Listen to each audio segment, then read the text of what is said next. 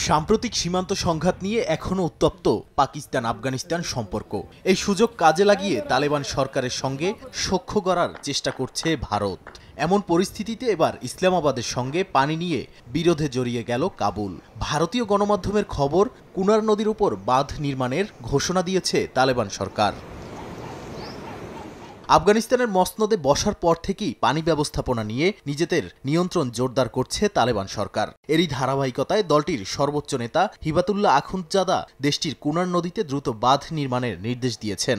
আফগানিস্তানের পানি সম্পদ মন্ত্রী জানান, নিজেদের নদীর পানি নিজেরাই ব্যবহার করার অধিকার আফগানদের আছে। কুনার নদীর উৎপত্তি পাকিস্তানের খাইবার পাখতুনখোয়া প্রদেশে। সেখান থেকে প্রবাহিত হয়ে আফগানিস্তান পেরিয়ে ফের পাকিস্তানের সিন্ধু নদীতে গিয়ে মিশেছে। এই নদীর পানিতেই নির্ভর করে পাকিস্তানের ওই অঞ্চলের কৃষিখাত, এমনকি বিদ্যুৎ উৎপাদনও। দুই দেশের মধ্যে পানি বন্টন নিয়ে কোনো আনুষ্ঠানিক চুক্তিও নেই, যে কারণে তালেবানের এই পদক্ষেপ ঠেকানোর মতো কোনো আন্তর্জাতিক ব্যবস্থা নেই ইসলামাবাদের হাতে।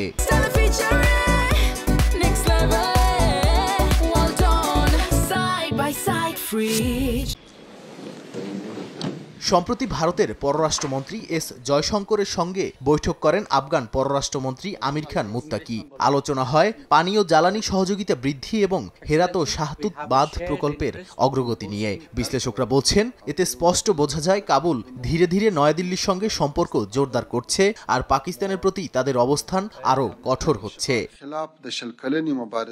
নাদিম মারজান, সময় সংবাদ।